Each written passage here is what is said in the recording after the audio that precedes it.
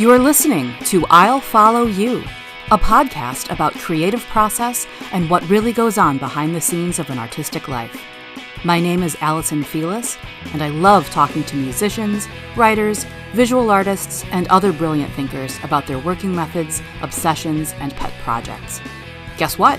Just by tuning in, you're part of the inner circle now. Today on I'll Follow You, I'm in conversation with two of the most influential people in my musical life, Ed Bialon and Don Graves. Ed and Don were members of my dad's band, the Terry Felus Trio, for about 10 years, from the early 70s through the early 80s. And as you'll hear me joke later on in the episode, this was no run-of-the-mill guitar, bass, and drums trio. Oh no. My dad played various keyboard instruments, mainly accordion, while Ed played vibes and sometimes drums, and Don played drums and sometimes electric guitar. Terry and Ed both sang a little bit, though Don was the primary vocalist. The Terry Felus Trio was known and loved around Northwest Indiana as a great party band. They got hired to play for wedding receptions, milestone anniversary celebrations, and New Year's Eve parties, though they were also frequently booked at local venues like Mama Puntillo's in Highland, Indiana, and Sarti's Restaurant and Lounge in East Chicago. In the days before DJs and easily assembled Spotify playlists, these guys were shuffle mode personified. They could play a little bit of everything, and they took great pride in being able to pace a night for everyone's maximum enjoyment. So I wanted to sit down with them and get the scoop on how exactly they did what they did. I wanted to dig into the history of how they all knew each other, where and how they all trained as musicians, and just get a glimpse into this now mostly bygone era of live bands who didn't try to sound like anyone but themselves. Over the course of our chat, it was revealed that Ed was secretly one of Don's first drum teachers, and that the name of the first band that my dad Terry played in was the Premiers. They gave me the dirt on the kinds of clubs they made Terry promise to never book them into ever again, and on the highlights of the worst of their bad gigs. And they reminisce about the best places to go for after-show meals, and then sum it all up with a statement that the thing that made us cool was the joy that we had in playing the music. Listen for the joy. It's there. And now, my conversation with Ed Bialon and Don Graves of the Terry Felus Trio. 2, 3, 4. Woo! Woo! Everybody, help us celebrate. Everybody.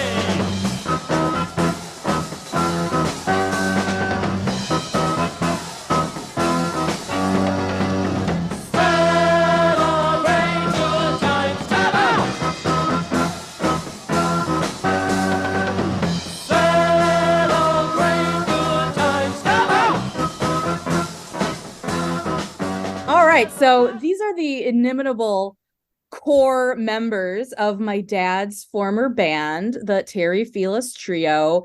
And yeah, I just, as I was saying before we hit record, I just want to know the stories. I have the awareness, the little kids awareness and the little kids memories of, the early 80s and what I remember you guys, a lot from those days, but I also now want more of the adults understanding, as a musician myself, how it was that you guys did what you did, what the situation was in Northwest Indiana at the time, what it was like, gigging regularly for however many years, every weekend it seemed like, and just the logistics of what that all entailed. So this might get a little in the weeds for non-musical nerds, but I hope it'll be, elucidating for like friends of mine who are in bands who are in totally different sort of paradigms as far as, playing clubs and just in a different, and just in the way that music gets promoted and talked about now, sort of taking us back in the Wayback Machine to what it was like to do what you guys did.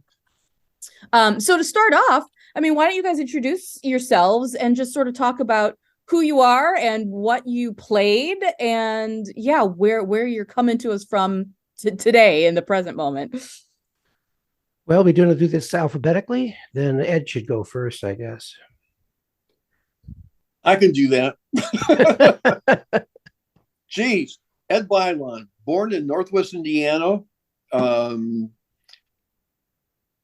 Started taking accordion lessons many years ago at my uncle's music store in Whiting, Indiana.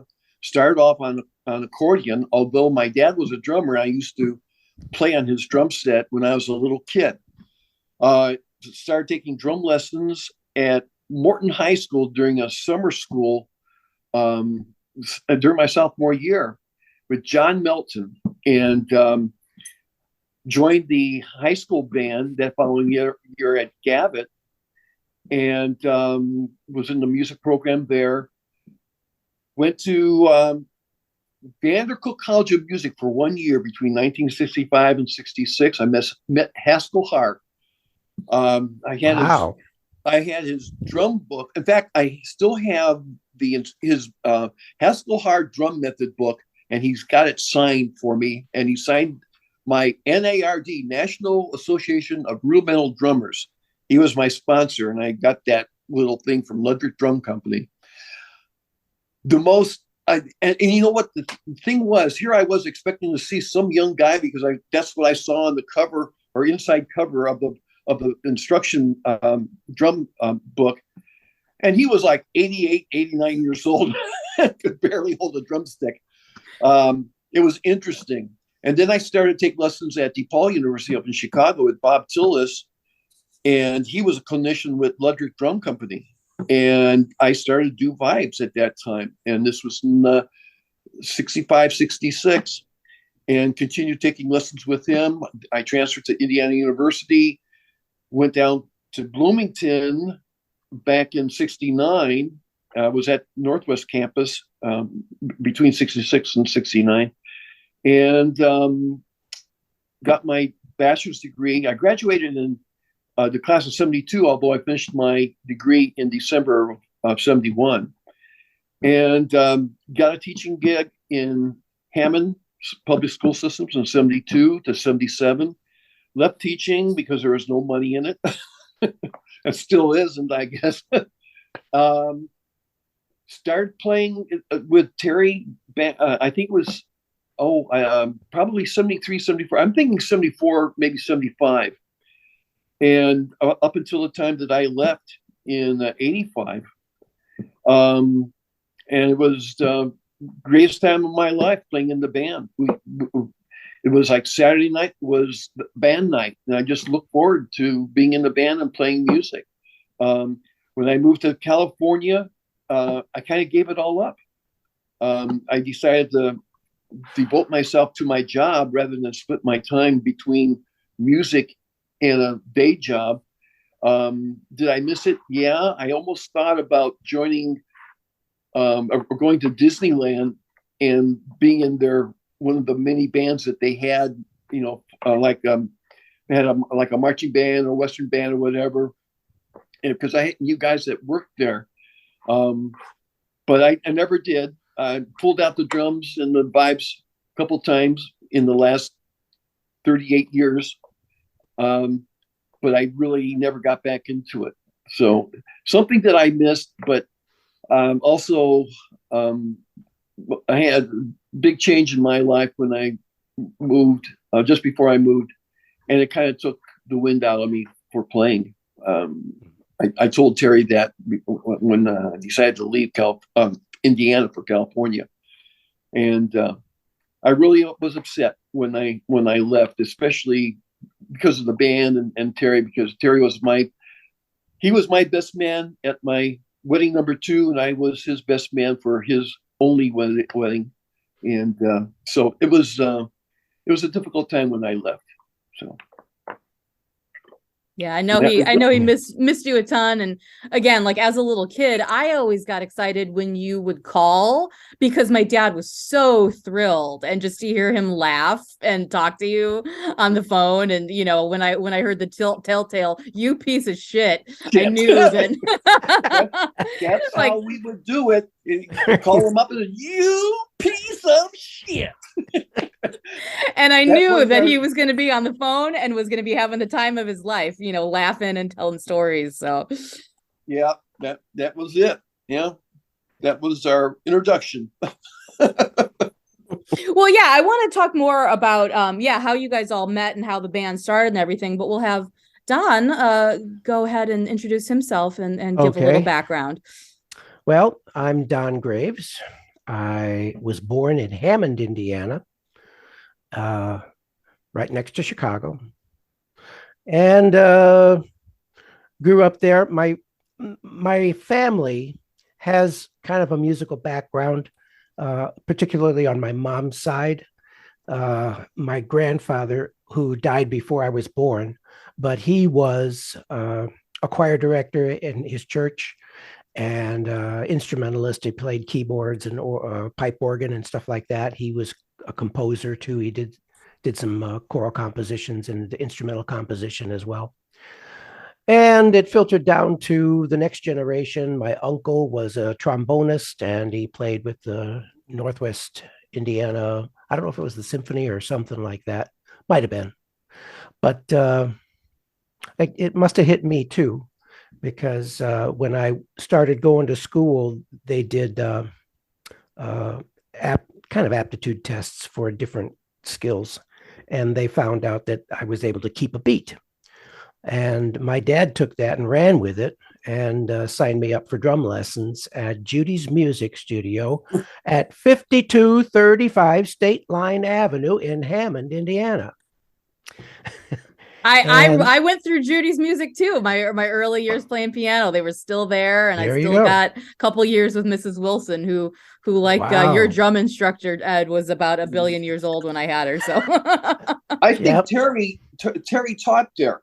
He did. As a matter of fact, that segues into when I first met Terry, because I was still taking drum lessons there. My first drum teacher was Ron Dudelman. I don't know if you know that name, Ed, but after him, I kind of got handed off to a guy by the name of Steve Allen, not related to the real Steve Allen, but I went to high school with Steve. You did. I thought so, because after he relocated to Florida, I think, at some point during my work with him, and he recommended you. And so you became my drum teacher for a while. I don't know if you remember that. Don, I do not. You do not. Yeah, I remember. And you came over to our house and you were trying to teach me that method of holding the left hand drumstick and using a up and down motion with the wrist. Yeah. And I didn't take to it. I was used to using it like that and rotating the wrist. And it just didn't work for me. So we parted amicably, but it was kind of a relatively short run, you and me.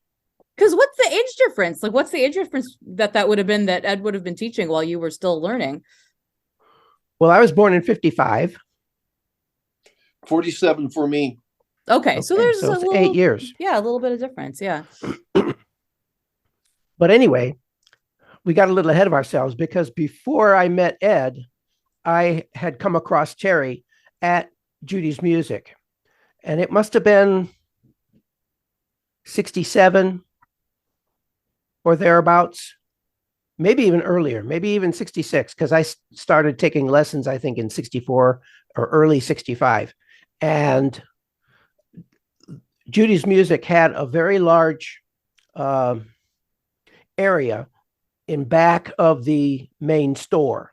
And there they kept like a showroom of all their amplifiers and PA systems and things like that. And it was just an open tiled area that they could use as a workspace.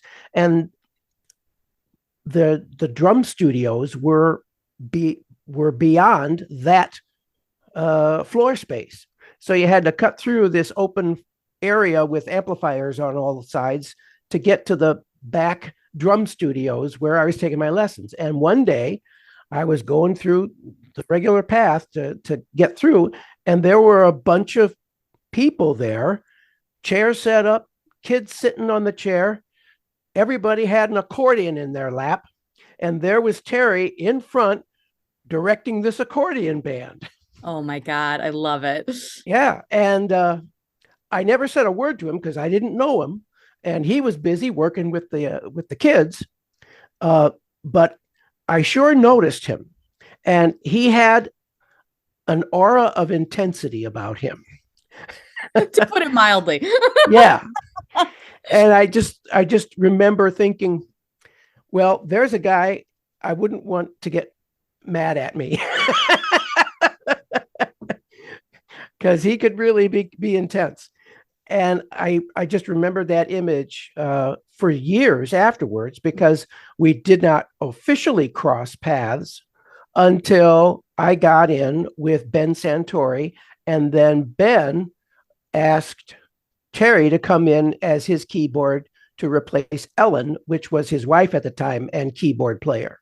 And when Ellen backed out of that band, Ben called Terry and brought him in. And that's when Terry and I were officially introduced to one another. And that was 1973, I think. Oh, wow. Okay. So I didn't know how. That's interesting, because that's another mystery of how Ben Santori, wonderful trumpet player, of how he fit into the mix. So did you guys go to high school together then? Is that how you knew him? Or who? How did you know Ben then? Oh, that's a story. I was a little sidetracked, but just curious. Yeah. I was in the music union, the musicians union, and they published a directory of all the members. And I can't remember what I was doing. I think they published a periodical too, like a little newspaper with like a classifieds. And I was reading through that, and there was a blurb in there saying, looking for a drummer. Call Ben at blah, blah, blah, blah, whatever the phone number was. So I called him and I checked, and he was in the directory. So it seemed legit. And he and I talked, and we set up an appointment. I came over to audition, and that worked out. Actually, that was for guitar. That wasn't for drums. Oh, that was for guitar. And I passed the audition. So I was the guitar player in Ben's band. Nice. And we had some other drummer, and we had Ellen for his keyboard player, and Ben played trumpet. And he wanted to do lounge music. He wanted to take this on the road and do the hotel circuits and things, and go around the country with it. But it never panned out to that level. And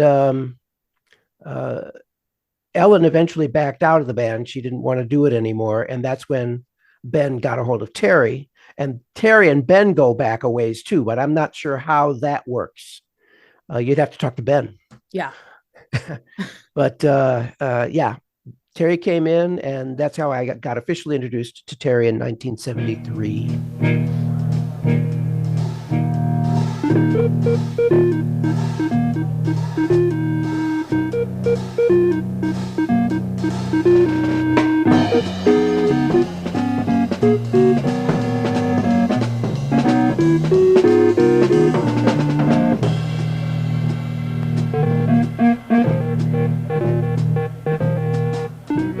Well, so this is sort of an odd segue, but like, how do you define what the Terry Felus Trio was? Like, before we get into sort of like the early days and telling stories, but a lot of times, people find out my dad's a musician, and they ask me to sort of like, was he playing originals? Like, what was he doing? And it's hard to encapsulate sort of in, a little elevator pitch. So how do you guys define what the Terry Felus Trio was? Well, it was always Terry's band. It wasn't mine, and it wasn't Ed's. It was Terry's show. Yeah, I made a comment that I asked him to change it to Terry Felus and two other guys. And then there was Milton DeLug and a band with a thug or something. I don't know. I can't remember the thing. And I've come up with different names, but yeah, it was always the Terry Felus Trio, and it didn't bother me. He introduced us, when we played, and we just had a fun time. When we would go on a job, we would have a fun time. The only times when we didn't have a good time, it might be the people were really rowdy or drunk or something happened. and we've had those experiences. But the three of us just were together. It was like we were holding hands, even though We were gelled. separated. We gelled, all three of us. Absolutely. We didn't have to tell each other what to do. We kind of knew it ahead of time that, okay, I would go take a solo. Don would sing. It was second nature. Yeah. So. But to be fair, we need to acknowledge that the Terry Felus Trio was not the first band that Terry was in. Before the Terry Felus Trio, he was in a band called the Premiers. Do you remember that, Ed? That I don't. No? No. That's something he told me about. And he had a music a stand with the P on the front for the Premiers.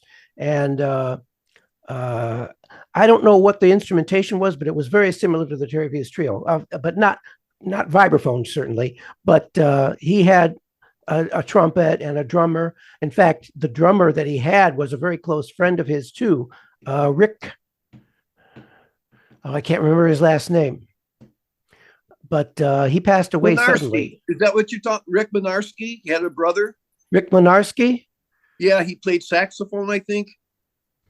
He used Rick. He used that Rick as a sideman on occasion. In fact, I think he pulled Rick in on a couple of Terry Felus Trio gigs, one time or another. But there was another drummer. It wasn't.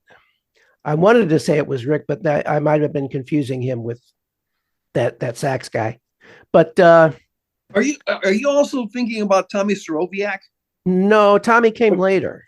Okay, all right. But anyway, I don't know if Allison, did you know that he was in the Premiers? I have never heard a word about the Premiers in my life. No, no. I mean, at least not that I remember. So tell me. Well, I was never in it either, so I don't know. I don't know what I can tell you. He might have had connections with Adams through that too, because I remember you mentioning the couple. Yeah, George and Millie Adams. And Millie, yeah, thank you. Yeah, he had close relations with them, and they might have been involved in the Premiers as well. So the Premiers wasn't his band, like he just was in it. He was in it. Okay. But I don't think it was his band. But he was pretty much the anchor of that band, though, because he was playing the quarterbox, and that provided all the harmonics and the melody. And except for a trumpet or a sax, who was a titular head, he was the backbone of the band. So before we go on, do you want to explain for people who might not understand what the quarterbox is, Well, Ed, I'll let you answer that question since it's akin to the accordion. I always used to call it an electronic accordion organ. Yeah. And it looked like an accordion. And it was probably the height of the electronic or beginning of the electronic age, where they instituted, took from the organ the different type of stops and sounds and played it inside the accordion. So, and the cord was about that thick. It must have been 1 inch thick. And heaven help us if he had a problem with the cord, because it must have been 100 wires. And he would, sometimes a wire would break and he wouldn't have any sound, or his accordion or the keyboard would work, but the bass wouldn't work. Buttons wouldn't work. And there were times that he would have to repair the wire or something right there on the job. He had a soldering gun. And he had a soldering gun and the solder and everything. Yeah, that was the backup plan. And then I remember he said, well, I'm going to have to get a new cord. And at that time, we're talking, 70s, that was like $150 or more. And that was very expensive. Yeah. And also, you didn't have to open the bellows up with a quarterbox. You can play it with the accordion just closed, strapped together. But a lot of people who played quarterbox would also use it, play it like an accordion, and open and close the bellows, which weren't it wasn't needed. But it had such a different quality, and there were people that would come up to us and say, "You guys sound like 8 or 10 people," because Terry would bring a Moog synthesizer, and he would play with a quarter box, like a bass on the quarter box, and then he would do the Moog synthesizer with his right hand. And then I had a piano at one point. I had an electric piano, and you had a clavinet. Piano, yeah, a clavinet. Yeah, and so people would just say, "You guys sound like 8 people." It's fantastic. And we had the sound and everything. But yeah, for 3 guys, we had a lot of diversity in how we played the music because of the instruments we brought with us. Yeah. And the quarter box is so rare like that. Yeah. I mean, other than my dad, I mean, that was the only reason that I knew what a quarter box was. And when I was in my my late 20s, I had traveled to Boston for a friend's wedding that was going to be sort of out in the outskirts of Boston, but I was staying in the city with a different friend. And it was like there was like an Italian street festival happening that weekend, and where there was vendors and games and food and whatever. And she and I were sort of in the area to go to another restaurant for dinner, and we walked through the crowd and we walked past the stage, and a guy was playing the quarter box. And I cried because I hadn't heard that sound since I was a little kid. And it was so specific. I knew instantly that's what it was. And it was amazing because it was like I had no expectation that I would ever hear that sound anywhere again. And so, yeah, it's a very special, very unique sound that was the bedrock of this very special, very unique trio. Because that's the other thing. Like I'll tell people like, oh, my dad had a trio, and they just figure guitar, bass, and drums. And I'm like, oh no, that's not at all what it was. So it was guitar, it was drums with a singing drummer. And then, Ed on vibes and my dad on quarter box, accordion, clavinet, synthesizer, all these other crazy keyboard instruments. Yeah. Well, there was a time that Don and I would switch off. I would play drums, and then Don would play guitar. Oh, cool. Yeah. And then it got to the point where I just played straight vibes, and Don was on drums. Of course, Don did the solos. We would usually do one set of me on guitar. It was called the guitar set. Yeah. And it was it was regular stuff that we played, more up tempo, perhaps more rock oriented than the other stuff, than not so many standards, but some more of the more current stuff that we were doing. And I would play that on guitar. And that changed up the sound of the band too, for the audiences as well. So it sounded like they got 2 bands for the price of one, kind of thing. You used to call it the guitar set. I used to call it the set without the vibraphone. Also true. Yeah. Well, because that must have been mostly in the 70s, because I think I knew you played guitar, but I always knew you as the drummer. Like, well, there are recordings. You've got recordings of that's right. The ones that you sent. Yeah. And I guess I need to go back and dig some of those out, because like the definitive sound in my brain is the vibes and the drums and my dad, and that is the definitive sound. Yeah. But for the change of pace, I think the guitar set was just a nice change of pace for the people to who got overly accustomed to, with their ears, to the normal sound of the trio. And this was just a bit of a change up for everybody, for us as musicians, as well as for the audience and the dancers. Well, and for my husband, who is going to be listening to this once I put the podcast together, he's going to want to know what kind of guitar you played, because he's a guitar player. It was a Fender Mustang. All right, cool. Yeah, he's got a gorgeous Mustang that he loves right now. He's got it set up in drop D. It's awesome. Mm-hmm. Elson, I got to tell you that you putting up that website in memory of your dad, and then having the music that we played back in the 70s and 80s, I think that's just a fantastic tribute. And I appreciate it, because because of my association and my friendship with your dad and with Don, and it means a lot to me. But I know your dad would appreciate it, just out of this world. Yeah. So thank you for doing that. Yes, thank you. For him. Yeah.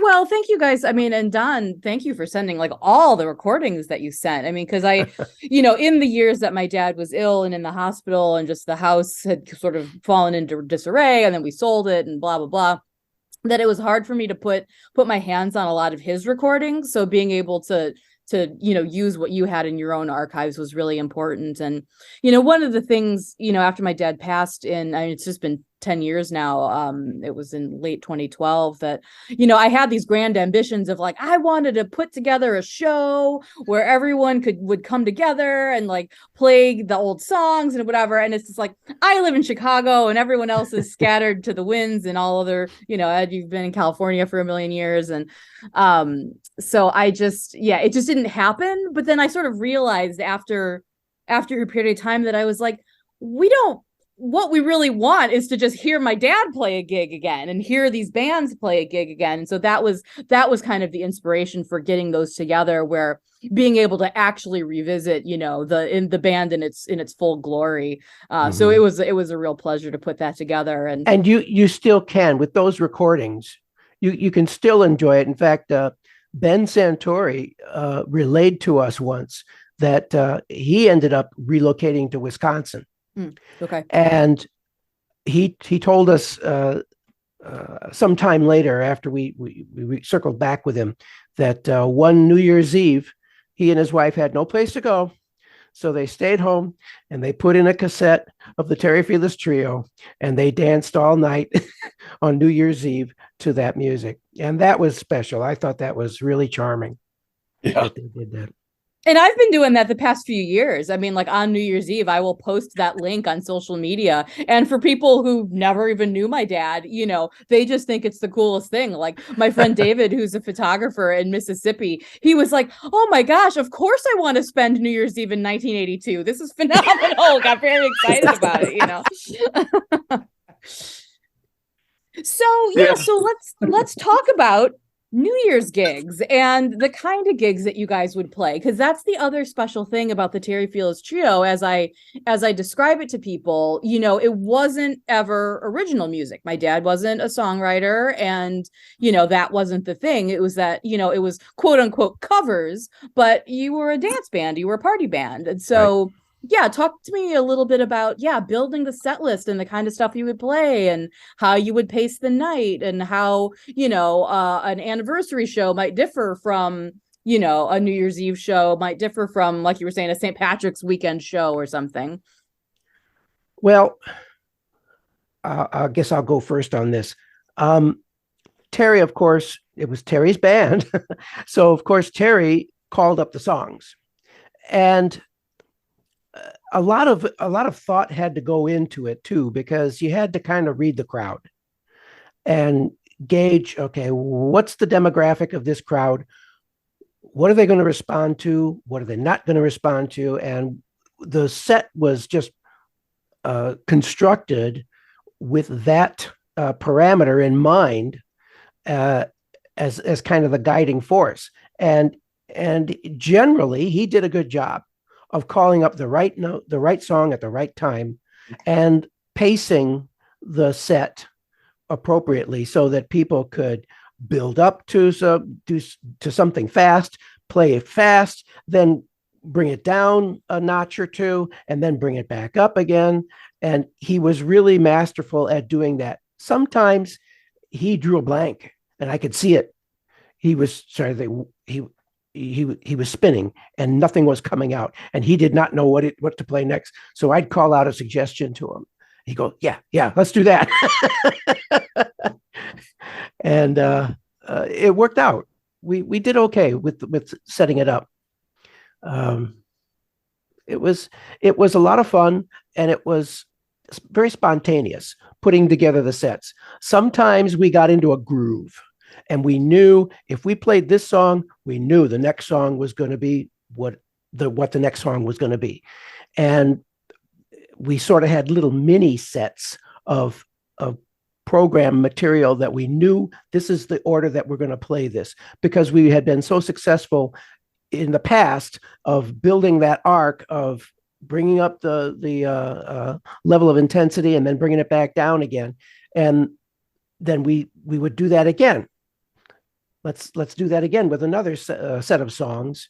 And that's how we constructed the evening as we went through and evolved from the beginning to 1985 when Ed left the band.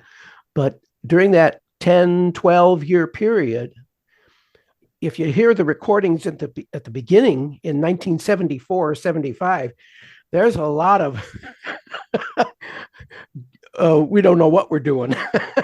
And Terry is vamping on a chord progression, and he's yelling at us, and dude, Ed, play a solo or something like that. And we're saying, what key is it? It's in D. And, of course, I was on drums, so I didn't care what key it was in. But it was funny because I had my own set of thrills back there too, because sometimes he'd call out a song that I had never heard of before. And I had no idea if it was a bolero, if it was a two-step or a waltz. I had no idea sometimes.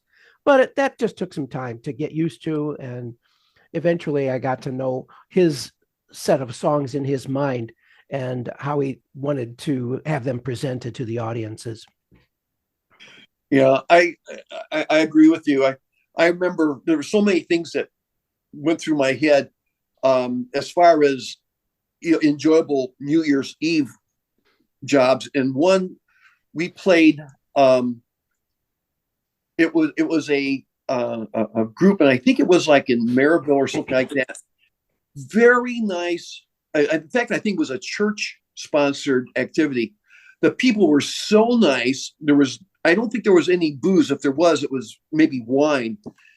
And we played a little bit of overtime, and then they had a breakfast, and they invited us for breakfast.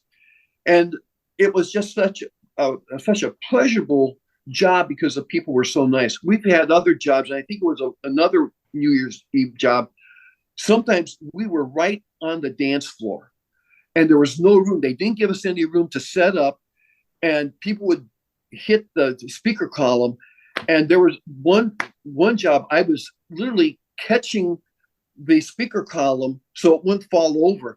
And when that happened, Terry was upset. They would bump into the music stand or the microphone or speaker column, and maybe the keyboard. And boy, things went crashing. Sometimes things just got completely knocked down. Yeah, but the people weren't paying attention to where the environment, where they were in relationship to us. But some of the jobs that we played, we had some really bad jobs, and we got selective where we would play, not because of the people, right, but because of the venue, the conditions. There was one place in Whiting, and it was a hole in the ground bar. And I swear to God, there was a guy, he worked at a gas station, and he wore the goober hat, and they were all drinking. But the worst thing of that bar was that everybody smoked. And when you walked in, it was like you had to go like this to find your way. And at the end of the job, we smelled like a cigarette butt. Terrible. It was terrible. And we told Terry, don't ever book another job here, because we were, at the end of the job, we were literally coughing because of all the smoke we inhaled. It was a bad job. And then another place was in downtown Hammond, I think it was Sibley. We had to walk up a flight of stairs, and it was to the second floor. They had a hall, and we died every time. I think that was the Masonic Lodge there. Oh, I think that's what that was. Yeah, it was during the winter time. I remember walking in the snow and slush. It was a huge flight of stairs going up. Yeah. And there were just some halls that we didn't want to play because it was so hard to get to, or it was so undesirable, like the smoke and everything, because Yeah. we were not smokers. None of us were. Yeah, and so it became a problem. I remember some funny jobs. One time that Terry and I were playing with George and Millie, and we played out in Maryville or Hobart. And towards the last 20 minutes, where it was 8 to 12, we usually did 4-hour gigs. It was 8 to 12. In the last 20 minutes, a group of like 18, well, they must have been early 20s. They just came in. The guys were wearing flannel shirts and blue jeans, and they just crowded the bar. And this one girl, she started to really drink heavy. And in 10 minutes, there was one guy already passed out, and this girl was sitting at a table, and she was a loud mouth drunk. And she's over there crying in her beer, literally crying in her beer. She goes, "My boyfriend left me." She's crying as she's sipping. And she said, "That SOB, I'm going to kill him." And Terry and I are looking at each other, and George and Millie were saying, "What's going on here?" And she said, "And I'm pregnant." This kid. And we're saying, "We got to get out of here." At 12 o'clock, it was the only job that Terry packed up before me, and I usually was done in 10 minutes. We got the hell out of there. George and Millie took longer. We had another job on Sunday with them, or it was like Friday, Saturday job with them, or Saturday, Sunday. The first thing they said, "You guys missed it." He said, 5 minutes after you left, 10 police cars and 20 police officers came rolling in. They arrested all of these people. That girl fell down drunk, and that was it was a crazy job. It was so unusual that these people came in and they got drunk so fast, and they called the police. We had other jobs. We were not really a lounge band. We only played a couple of lounge gigs, and one would be Mama Puntillo's in Griffith. Sarti was a long Chicago. time.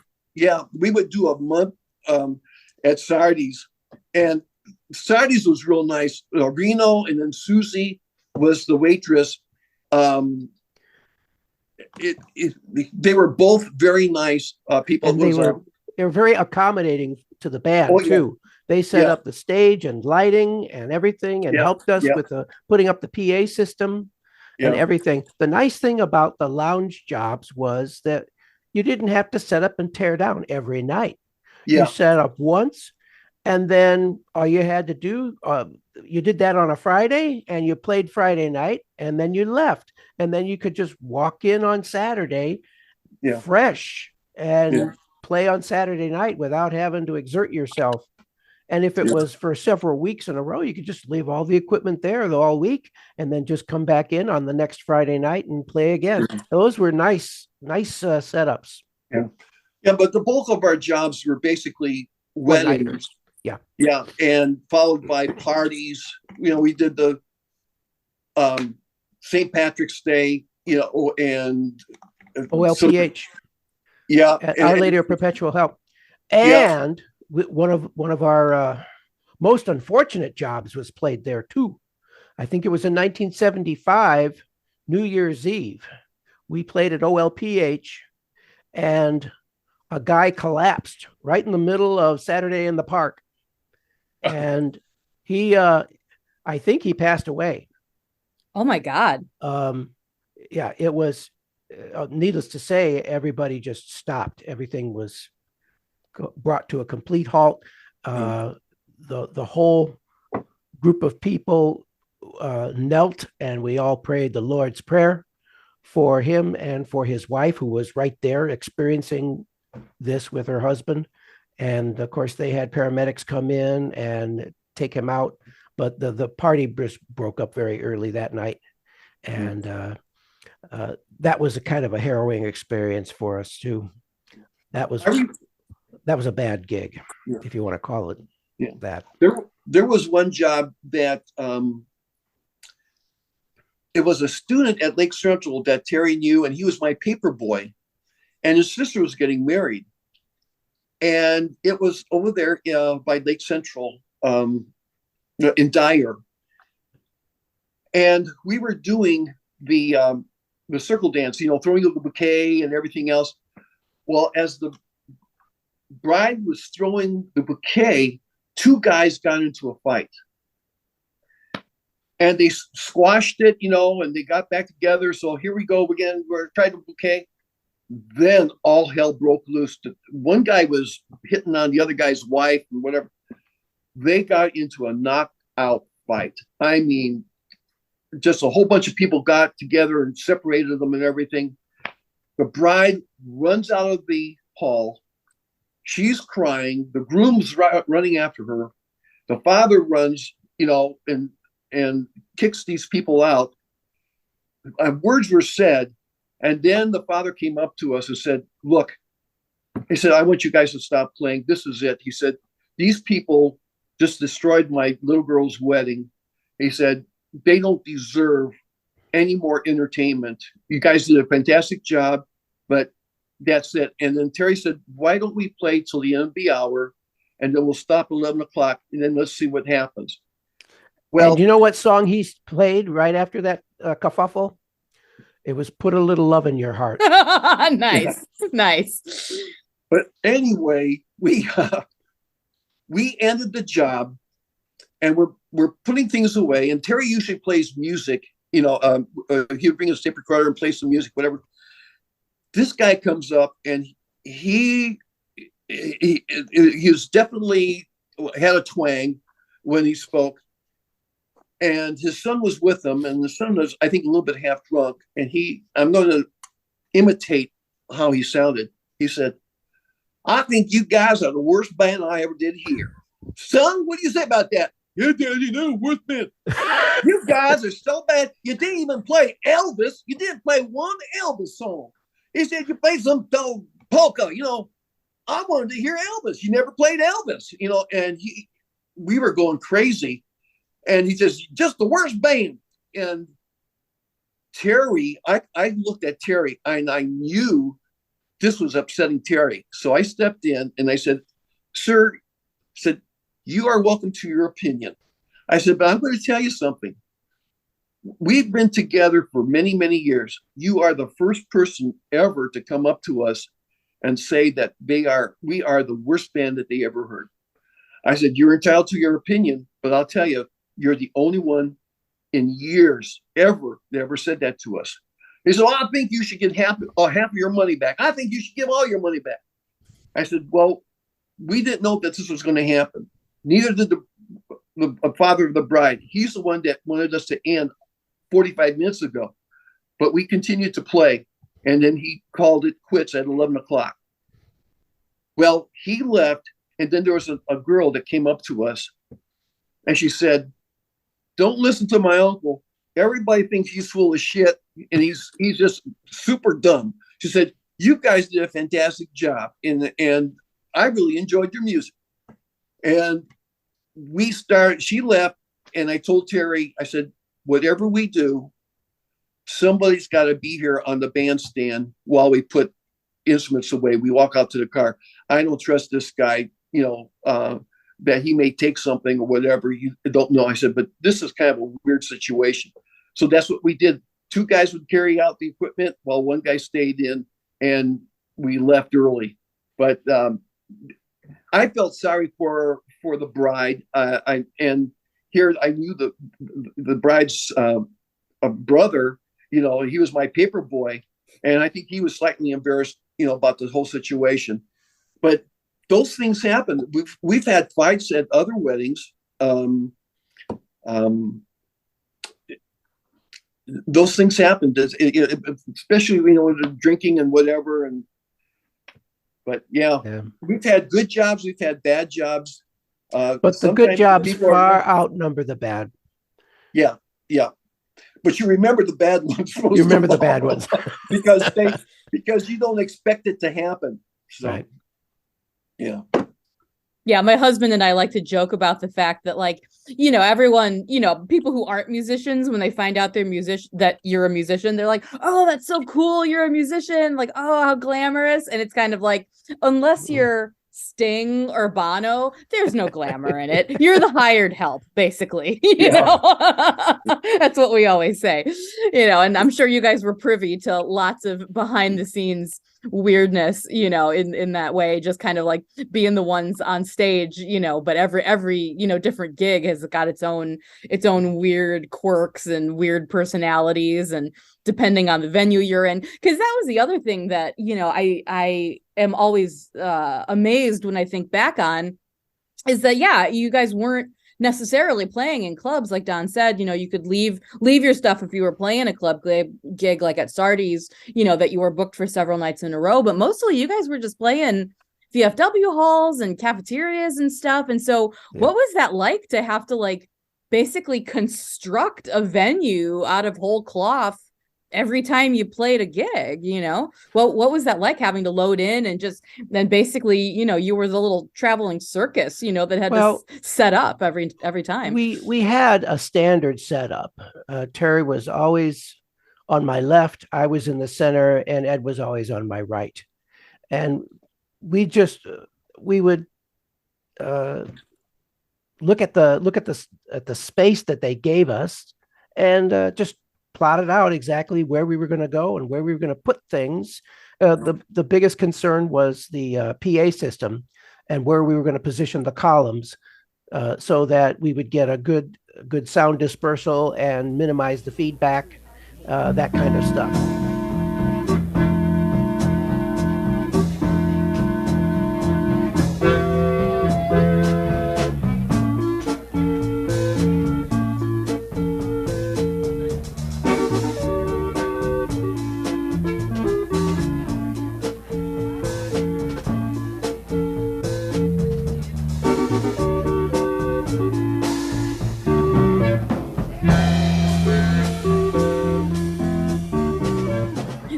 So as far as like the gear, I mean, again, we're gonna get sort of deep in the weeds with like what you guys were playing and carrying, because like, not that it's easy to load in even now with any band. I mean, if you've got huge amps and a lot of guitars and stuff like that you're carrying, but like what kind of gear were you guys using for the PA and the amplification and all that kind of stuff?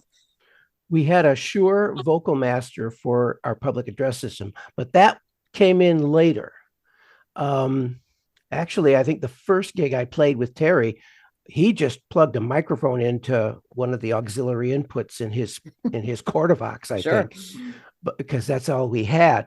But in 1972, I acquired a Shure Vocal Master PA system, used, but it was still serviceable.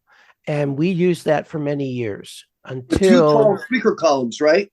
Two tall gray speaker columns. And we had the piezoelectric crystal tweeters that sat on top. That's right. Yeah. And that was our setup for years until we got the Bose PA. And that, I don't know if that was after you left or not. I think it was after. Yeah. Was it? Yeah. Okay. Well, I remember, like, I had a Pinto wagon, and then I had two Pinto wagons. I managed to get both of my vibe cases inside the back of one of those large speaker columns right on the side. I put the head right next to the tailgate. I had a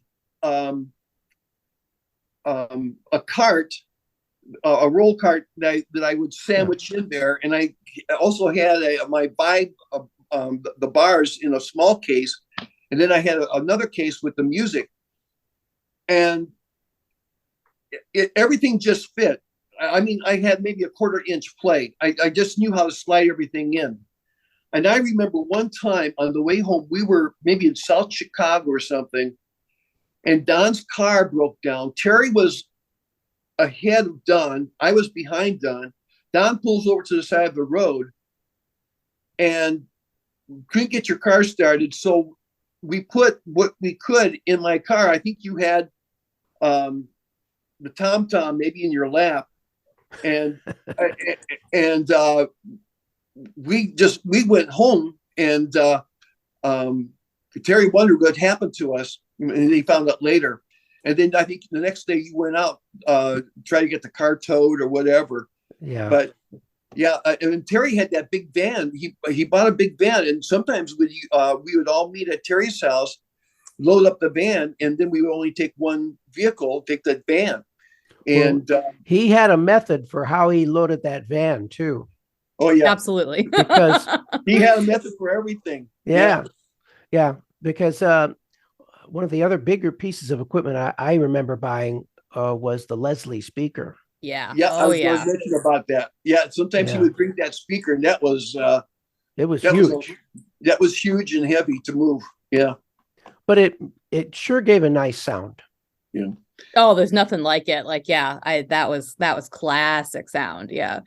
So how big was your kit, Don? Like, how many pieces was your set that you were using? Oh, I started with just a 4-piece. I had a snare, small tom-tom, a large floor tom, and a bass drum. And I had one cymbal. That's how I started. And then I added another crash cymbal. And then, I had a hi-hat too, of course.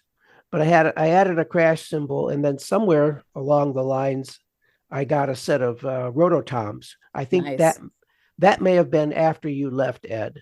I think so. When I got the rototoms. But then I also had another splash cymbal that I used in addition to the crash and the ride. And that was about it, really. It never grew any more than that, except occasionally I would borrow something from Lake Central Theater Guild. One of the things we used was a bell tree. Oh, sure. Yeah. I don't know if you remember that, but I would set up that bell tree to my left, kind of next to my hi-hat, and or maybe it was on the right. I guess it switched. But anyway, I would use that a lot of times to just either in the middle of a song or at the end of a ballad to just cap off the number. One of my favorite songs to play with the bell tree was Charade, because what I would do was it was a soli type of presentation. Terry was playing the melody, Ed was playing the melody, and then I was playing the melody too on the bell tree on one bell at a time, instead of striking it, bottom to top or anything. I would just play one bell, and I would end up approximating the melody using the bell tree, because they're not tuned, but they are different pitches relative to each other. Yeah. So I approximated the melody as a charade of the song Charade. So that was kind of neat. That was kind of neat. Well, so speaking of specific songs, tell me more about the material that you guys were playing. I mean, because again, it was all covers, but and things obviously changed, from year to year and decade to decade. And Ed, you mentioned in your email, as we were sort of prepping to chat today, that my dad was the one who brought in all the new songs. So he kind of came in and said, okay, you guys got to learn this. Like, how did that all come together? Well, first of all, Terry used to tell people when they would ask, well, what kind of band are you? He says, we play a little bit of everything for everybody or everyone. And he really took pride in that. He really was proud of that fact. Except Elvis songs. We never played a full set of Elvis songs. Not a full set, but we did do a few songs. We did do Can't Help Falling in Love. Oh, yeah.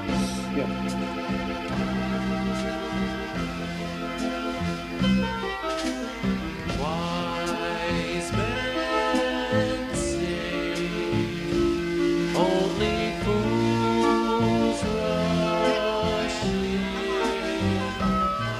But I can't help falling in love with you.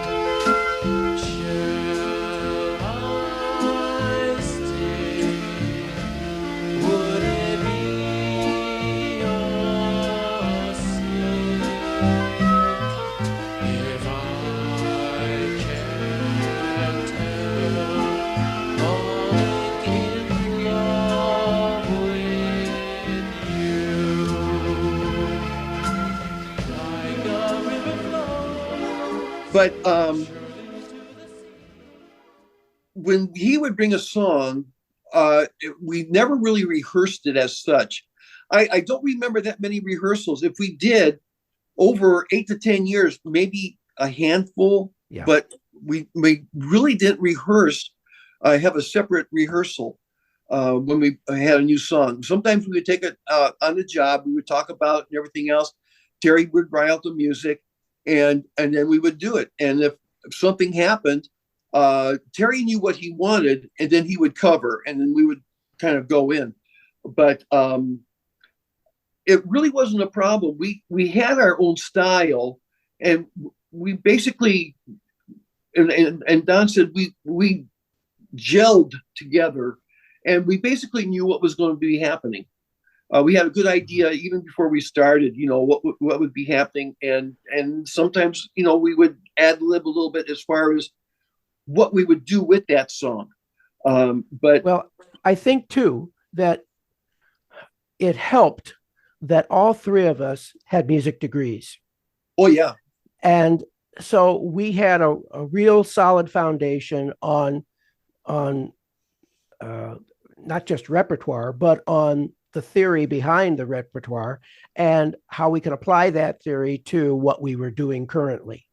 And so if there was a modulation that was going to come up, we already knew what a modulation was, and we kind of knew what we were going to modulate from and what we were going to modulate to. And I think that really helped to shorten the time span it took for us to develop an arrangement of a song. Because we would flub through maybe the first time, but then the next gig would come along and we'll try it again, and it would be a lot better. And by the third or fourth time, we knew exactly what was going to happen. So that was our rehearsal. Yeah. Was doing it live. Yeah. Wow. That's amazing. Because to me, it's like I, obviously grew up, with my dad at rehearsals and going to the gigs and all that stuff. But my sort of training as such beyond the piano lessons with Mrs. Wilson was, like Central was playing in doing theater and doing musicals. And so that was all we did was rehearse for a show. So, and so I sort of have that in my brain. So it's like when my husband wants to write a new song. And again, it's different for us because it's like they're original tunes for the most part. But I'm kind of like, I'm terrified at the idea of just like winging it. I'm like, no, we gotta rehearse. So the fact that you guys like built these 4-hour gigs, with however many sets that fit into 4 hours and mostly with no rehearsal I'm even more impressed than I always have been with you guys knowing that now. Steve Miller, Abracadabra. Lots of magic in your life. That's our wish to you. Here we go. I heat up, I can't cool down. You got me spinning round and round, yeah, round and round and round it goes. Where it stops, nobody knows. Every time you call my name, I heat up like a burning flame, full of desire. Kiss me, baby, let the fire get higher. Abracadabra, I wanna reach out and grab you. Abracadabra, abracadabra. What was the reputation then of the Terry Felus Trio? Because I was always very proud that people would know my dad all over the place, around town, and he had stories of getting recognized in downtown Chicago, and so was there a sense of sort of like, yeah, we're kind of hot stuff, we're part of the Terry Felus Trio, or was it more of just like, oh yeah, this is the thing that we do on the weekends? I never got a sense of celebrity or anything like that from being in the band, except perhaps in certain circles like Lake Central. Of course, we were well known there, and that was another set of gigs. The choir banquets and things like that we did. They were always a good gig, a fun time, because the They were kids real were fun there. time. They were there to have fun. They were there to enjoy themselves and each other and our music. And it was always a positive experience to do that. But I never, that was the closest thing I guess I experienced to something like celebrity, because at the end of the gig, I remember one time, I don't remember which year it was, but the kids were screaming at us. They were screaming at us, and in a good way, I mean. And it gave me goosebumps, because it was an experience that I had not had before, and I haven't had one since like that either. But it was very gratifying when the kids showed so much appreciation for what we did and the music that we presented to them. Yeah, I think one of the things that helped us is that sometimes you played with Terry, and when you couldn't, I did, and we assisted George and Millie Adams. And George was president of the Musicians Union there for a while, and we would get job referrals from George, and George would say, "Yeah, you know." People ask, well, I need a band, a trio, and I need a really good group. And George would, say, yeah, hey, Terry Felus Trio, and this other group, And so George appreciated us playing with him because we made him sound better. Yeah. Not to say that George and Millie didn't sound good by themselves, but we definitely made them sound better. And I think George appreciated it, and he recognized the talent that we had. And when you make the people happy, George saw that as being a very positive, because you get people, sorry about the phone, people want to have a good time, and you want to give them a good time. And that was one of George's main things, to give people a good time. And so from that, and then the jobs that we played from at various places, our name would get around. And so I don't think I had the recognition except for once. Don, do you remember the time that we did the music for this girl? She was a student at St. Joseph's College, and she was doing a documentary called I Can't Wait, or it was I Can't Quit. I Can't Quit. Yeah, it was something like that, and it was a documentary about the Marktown area by the steel mills. That was a company town built by the steel mills for its own employees, and it was built, I think, in the 30s or the 40s, something like that. And so she did a documentary, and she wrote this song, and she wanted a backup band. So we were asked, and then there was another group that also came. Do you remember the other group? I can't remember their name. Yeah, I'm over here pulling my hair out almost. I gotta have to stop doing that. I don't have that much left.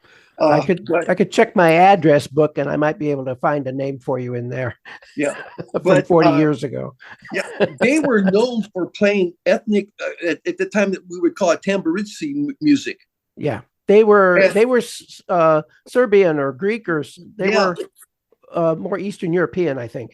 Yes, and the accordionists, they were brothers, and the accordionists, they would do different times rhythms, odd time signatures. Yeah. Oh, odd time signatures, and they were on the beat every time, and that was in their blood. Yeah, it was in their blood. And the other thing was that they could have been an ethnic band, play full time, anywhere, at any price, because there weren't that many bands like that, but they didn't want to get slotted as being an ethnic band. They wanted to expand to more like what Terry, a little bit of everything else. But yeah, we did that recording at I believe it was at St. Joseph's, and I can't wait. I think that was I can't wait. I can't wait. No, it was I can't quit. Or can't quit. Okay, because she was trying to emphasize that no matter what the adversity was in life, you got to keep going. You can't quit. You just got to keep going. Well, one of my former band students saw that in a high school class, and she saw my name, and so she had to contact me. I just saw your name on the screen. You know, huh? Usually you see it in the post office. But you know, and I had forgot about that whole deal. It was my only claim to fame on credits on film. So I never saw the film. Were all our names on there? I believe so. Yeah. So it wasn't billed as the Terry Felus Trio. It was just individual musicians. Yeah, I think it was us, the guys in the band type of thing, because it wasn't one particular, because there were two different bands, and I think she just grouped us together as musicians. Yeah, but yeah, that was interesting. Well, I'm gonna have to see if there's any footage of that on YouTube or anything, because that I've never heard anything about. Yeah, you know what? That it would be interesting. Yeah, the girl was doing it as a requirement for her degree. Yeah. Which school was she going to? It was in East Chicago. They had a campus in East Chicago. Then I think they moved to Standard Oil, and I thought it was St. Joseph's College. I wonder if that school has archives. If it's not on YouTube, maybe it's sitting in a can somewhere. Probably in their library or something. Yeah. So that's another good question. I mean, you're just telling me about the brothers, who were playing. So what was the rest of the music scene like, in Northwest Indiana at that time? Like, Ned, you told me the story about the father and son duo who were a disaster, but was there a sense that there were like a lot of other groups like you out there that were like playing these types of gigs, or were you guys kind of big fish in a small pond, or what was your perception of that? I don't remember any. There were a few bands that we were aware of, but most of the time we didn't really cross paths. Yeah. Hal Morris, he had a music store in Lansing on Ridge Road, and he was also a booking agent, and he was well known. Of course, George, because he was president of Musicians Union, he would get bookings through the Musicians Union. I mean, I think that's why most of the guys ran for president, because some of the called it, I need a band. Well, I'll play for you. You're the president and first band. Band you get first dibs. First dibs. Skim off the top. Yeah. There, and I think there was mention, that at the time the disco music was starting to come out, and DJs. And we didn't have too much competition in the beginning, but I think later on it kind of took over, because the technology for the DJs, I mean, these guys had to haul records. That's how you did it, or tapes, but mostly records. And there was just so many records that you could get and pull and then find. And so I think it really wasn't that easy for DJs in the beginning, and then the investment, and it was a one-man band, but later on I would see guys play the sax, and he's got a computer and a speaker, and he's just searching through music, hit the key, and here's another song, boom, here's another song, and they start playing. It wasn't like that when I first started as DJs, one man band type of thing. We would play some gigs where we would trade off the live Terry Felus Trio playing, and then when we would take a break, some guy would get on with a record player and start spinning records and playing DJ music. And then when our break was over, then we would come back on and we would play our set again. But we didn't really like that situation, even though that's what the reality was. We didn't like it because it didn't give the audience a chance to rest Mm. and to give their ears a chance to rest. Mm-hmm. And I always thought that was kind of important, so that when we took a break, the people took a break too. And then when we came back on, we were fresh again, and they were fresh again, and we could resume our dance with one another. But when that DJ is constantly going when we're not going, they don't have that chance to rest their ears, and it becomes really a chore to get through the evening then. That was my take on it. Yeah. Yeah, and I do remember, my dad, as the band was sort of coming to its close in the 80s, and even before that, like as DJs were becoming more affordable for people, and again, so that, if people wanted the exact recording that they were used to hearing from the radio. Like they didn't want somebody else's interpretation of it. And that was part of his frustration, was that, the invisible work that he was doing behind the scenes, as far as like how to pace the night, and like you were even saying, like giving people a chance to rest while you guys were resting, that was all part of the experience that people didn't see, and so therefore took for granted, as it was all part of what they were paying for, in hiring a band, like the Terry Felus Trio. And that, when they wanted to hear DJs, just the exact material, that it was his frustration when people would come up and make a request, and he was like, no, I don't play that song, and not that he didn't want to accommodate the audience, but it was the fact that he felt like, yeah, again, that joke that I was making of just being a hired hand, where it was just like, well, you just play the thing that I want you to hear. He was like, no, I'm giving you an experience, and that you kind of lost that when DJs came in, because it was just like an endless stream of the music. Right. But you'll never hear or never see on the Oscars a 3-piece Terry Felus lookalike band play the Oscar nominated songs, because people want to hear the actual artist or the exact arrangement, the exact sound of a recording artist. There's just so much a 3-piece group can do. I mean, I never considered myself a singer. If anybody was the best singer, I mean, it was Don.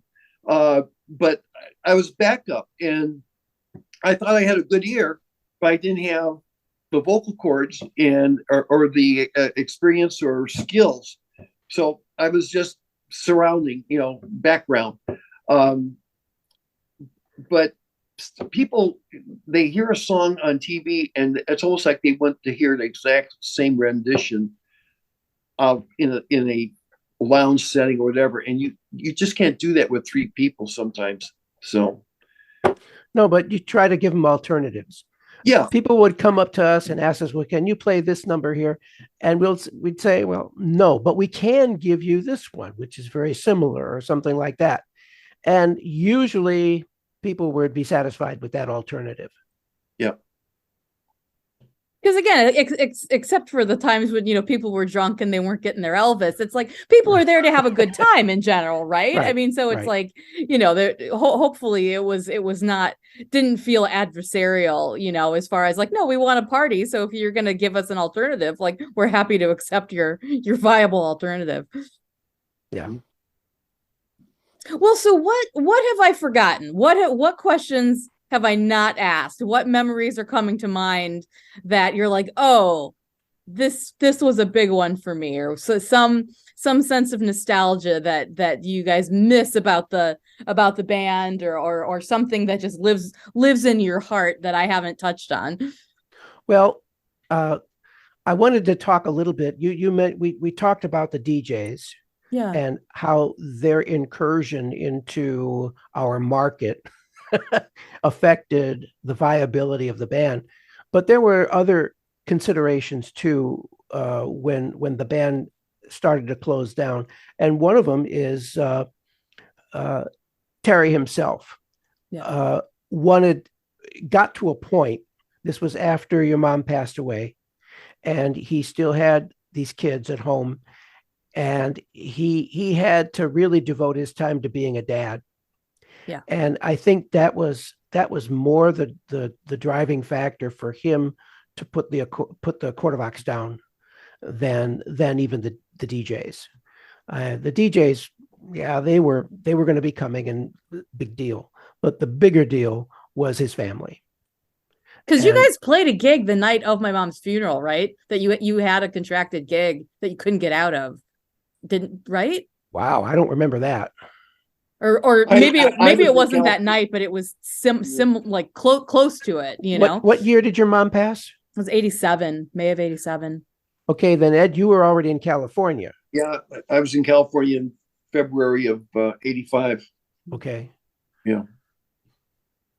Maybe that's misremembered lore. So hopefully that's not true for his sake. I can tell you that I do not remember attending your mom's funeral. Huh. Okay. So I'd have to ask Jennifer and see what she remembers.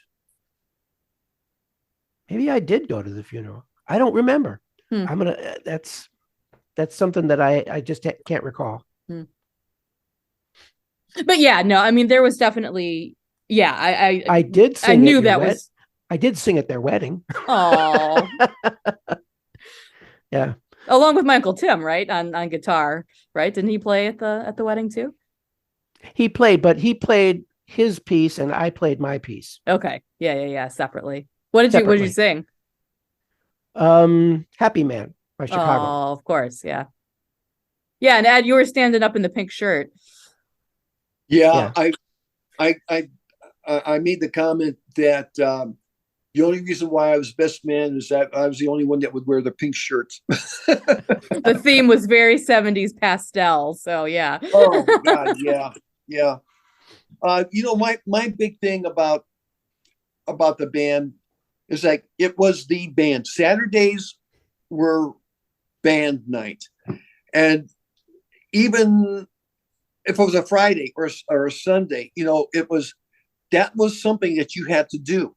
You just did it, and the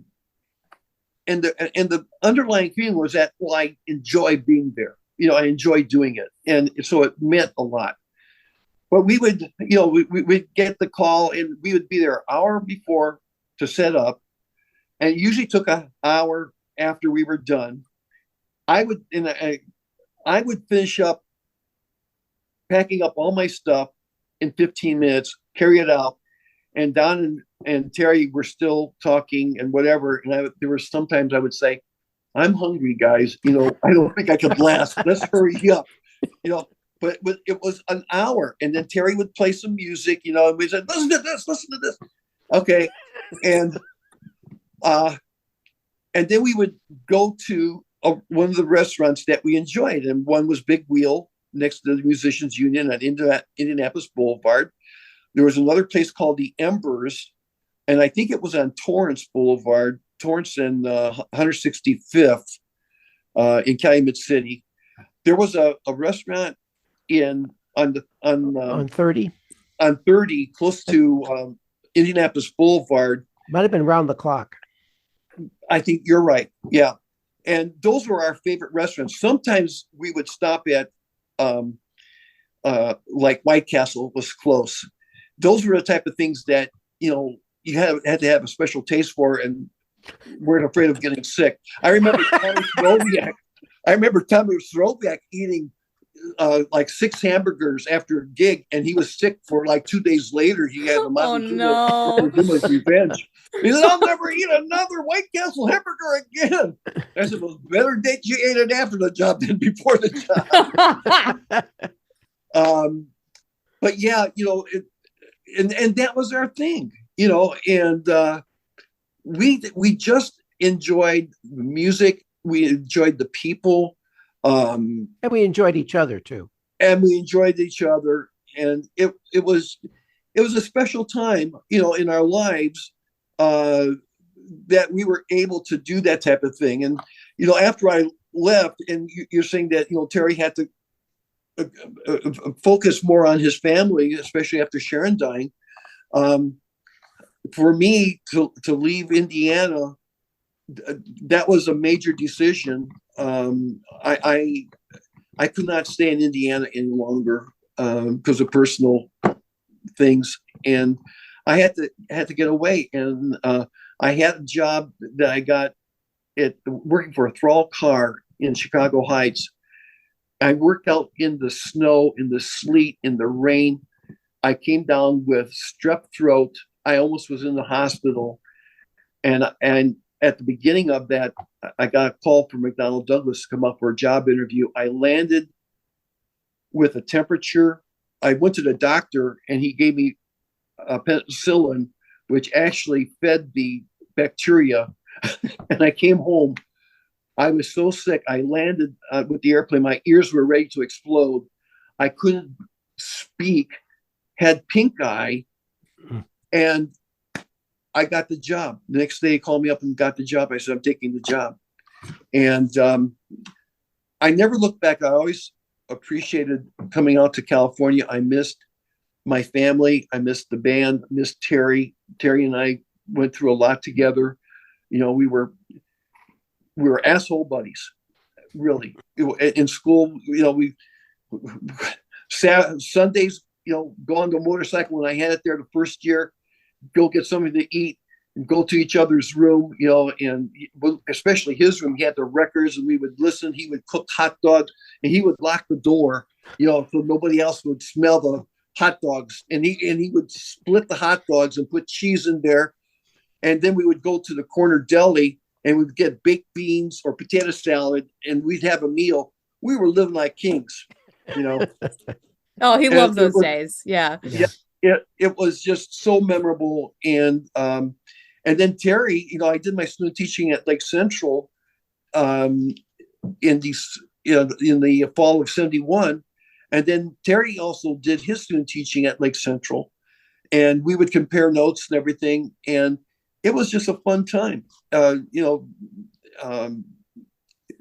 But one of the things that Terry was so meticulous, and we touched upon that. In college, he would have his desk. He would have his books so that the largest book was on the bottom, second largest book on top, second from the bottom, and they were graduated. His pens were strategically located next to the books and almost perfectly aligned in the same direction. Sometimes I would play a trick on him and I would move the pencil over, you know, so they were, you know, that the space was law, and he would go back and he would touch it and everything else. And he said, how the hell did that pencil get roll over? And I would kid him like that. And he didn't know. But, he was a stickler for some things like that. And even that carried over with the music. You know, he was really interested, you know, in just doing exceptionally well, playing in the band and having good music. And totally miss him as a friend. Just one of the best people that I knew, and still miss him. Sorry. Good times. Good buddy. It was a defining period in all of our lives. The best thing that ever happened to me was that day that Terry Felus walked into Ben Santori's basement and joined that band. And probably one of the saddest days was when he told me that he was backing out of it and stopping the Terry Felus Trio entirely. But, you know, life goes on. And we got to carry forward. We can't quit. Doesn't that sound right, Ed? Yeah. I'll be 76 in a couple of weeks, and you can't quit because then you give up on life, and that's not a good thing. If I had some of my students, I still have some of my students contact me on Facebook, you know, and which I'm really happy of, and they still remember me and they appreciate the time I spent with them in band and everything else. I never had children. It never worked out for me. I have a stepson, but those students were my children in a way, and I gave to them part of me through my teaching, and the same thing with my music. Playing when we played gigs, we were there. We were doing our best and providing entertainment and having a good time. And you never stop learning. You never stop trying. You always try to do better. And I think that's probably a really good advice for anybody. Just always keep trying and doing your best. Yeah. Well, and you guys are the legends to me. I mean, in speaking about, like that you still have students contacting you on Facebook, but it's like, you guys are just like the coolest guys to me still, because I remember when you would show up at our house or be at a gig and you'd have your cool suits on and you were playing the gig and you guys were large and in charge. I mean, obviously, like you've been saying, it was my dad's band and, he was kind of the name on the marquee, so to speak, but you guys really were a group. And, to me, it's, yeah, I feel like there's something missing. Well, I don't even know if I should say something missing or as much as it's just like, I'm in Chicago, and so there's like big bands that come from Chicago, as a Wilco or whoever is from Chicago. But that sense of a local band that is famous, I mean, and that still exists from place to place. But, I think that now, especially with the internet and everything, there's such a sense that like, well, if you have a little bit of success somewhere, you want to blow up and go wide and go big and go national and be as big as you possibly can. And you guys were big in your sphere, which meant that you were famous to me, in this locality in Northwest Indiana. And, partly that was because it was my dad's band, but also it was just like, you guys were the cool guys. You were playing the music and you were up in front of everybody and you were, making the party happen, like you were saying. Well, the thing that made us cool was the joy that we had in playing the music. And I hope that comes across in the recordings that you hear. Listen for the joy, because it's there. I remember listening to it just not too long ago. And my gosh, some of the stuff is incredible. Yeah. And I was a part of it, but I can remove myself from it now and I can listen to it maybe with a more detached ear. And it still sounds like a lot of fun. Those guys were having a blast. And we were. It was a different life, different time, a different age. And as you get older, you look back from your life experiences, you see things differently than you do at the time of 40 years ago. And, but the one thing that has remained, that it was a fun time. I had a good time, good friendship, enjoyed the music. And what's more to say about that? Well, I appreciate you guys so much being willing to go down the memory lane and talk with me and share with me. And I was so glad that we were able to do it all together. And I'll be sure to, again, in the show notes, post the link to the Bandcamp page so everyone can hear and sample those old recordings of the various stages. I mean, because I got recordings from the 70s, recordings from sort of like early mid 80s. So it runs the whole gamut so people can experience what you guys sounded like during that incredible 10-year run thereabouts that you had together as the trio. Okay. So Don, Ed, thank you so much. It was so great to see you guys. Thank you, Alex. Same here. Thanks for putting this together. Yes, thank you very much. It was a good time. Thanks again for listening to this episode of I'll Follow You. Don't forget that you can always find show notes over on my website, queenofpeaches.com. Links to and for previous episodes are listed there as well. While you're there, I hope you might find another episode that strikes your fancy. All my recordings are assembled in my home studio using the free open source cross-platform editing software Audacity. I use a Logitech G Snowball Ice microphone and Shure SRH 440 professional studio headphones. The theme music is from the song Without You, written by Brian Cremens and performed by the band 1000. This podcast is made possible by the fact that I work a full-time job, am happily married, and don't have any children. That's what really goes on behind the scenes of this artistic life.